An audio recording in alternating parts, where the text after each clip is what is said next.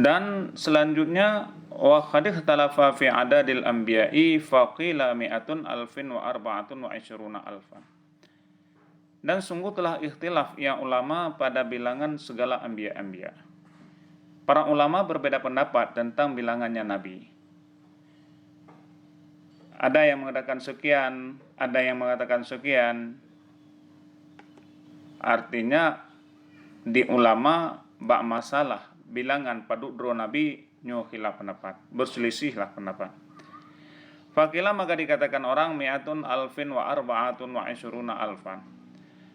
Ada ulama yang mengatakan itu 124.000.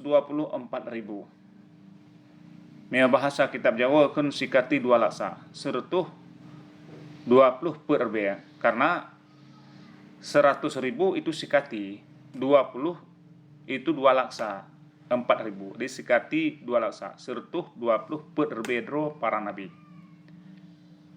Itu pendapat yang pertama. Wakila dan dikatakan orang mi'ata alfin wa arba'atu wa isyruna alfan. Itu 224.000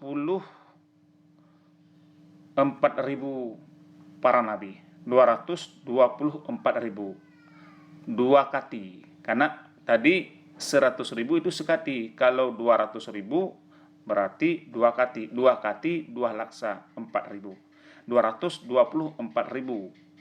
Itu pendapat yang kedua. Jadi khilaf para ulama tentang bilangannya nabi. Ada yang mengatakan 124.000, ada yang mengatakan 224.000. Waqtalafa aidan fi adadir rusuli minhum, dan ikhtilaf yang ulama pula pada bilangan rasul.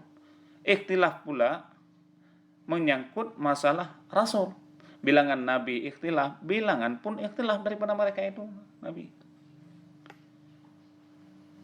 Fakila maka dikatakan orang salasa mi'atin wa salasata asyara. Itu 313. Ada ulama yang mengatakan salasa mi'atin wa salasata asyara rasulan. Ada yang mengatakan bahwa rasul itu 313. Fakila wa arba'ata asyara, dan ada yang mengatakan 314. Wakila dan juga ada yang mengatakan wa khamsata asyara 315. Jadi banyak pendapat. Ada yang mengatakan rasul itu 313, ada yang mengatakan 314, ada yang mengatakan 315. Ketika dum-dum pendapat lagian, sikap katanya sebagaimana kata musannif, wal aslamu imsaku an salika, dan bermula jalan yang lebih selamat itu menahan diri pada demikian bilangan-bilangan tersebut itu. Kita tidak mengatakan ini yang paling kuat, ini yang paling dhaif. Cuma kita berpegang, menahankan diri kita daripada demikian itu.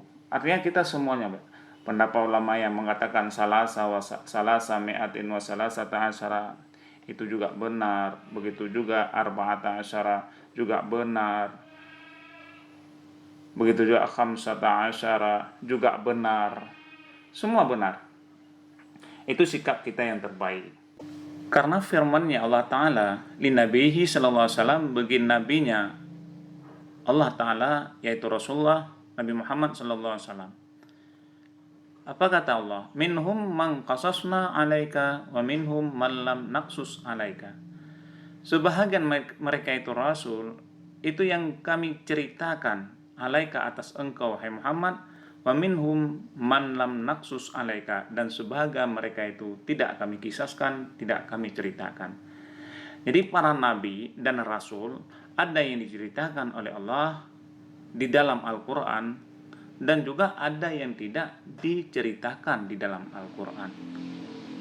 Maka oleh kita kewajiban untuk mempercayainya. Nabi dan Rasul adalah para utusan Allah yang wajib kita percaya, yang wajib kita yakini, dan yang wajib oleh kita imani. Adapun dengan percaya, yakin, serta beriman kepada Nabi dan Rasul merupakan salah satu yang bentuk keimanan getanyo kepada Allah Ta'ala, dan merupakan rukun iman dalam Islam yang keempat. Kemudian tentang khilafnya pendapat ulama, baik yang mengatakan sekian nabi, sekian rasul. Maka yang disebut di dalam Al-Quran hanya 25. Sebagaimana mangkasasna, malam naksus. Jadi 25 nabi yang disebut oleh Allah Ta'ala di dalam Al-Quran. Dan banyak disebutnya. Contoh lagi Nabi Adam. Nabi Adam sehingga disebut Allah Ta'ala dalam Al-Quran 25 enggak. Begitu juga Nabi Idris disebutkan 2 kali. Nabi Nuh 43 kali.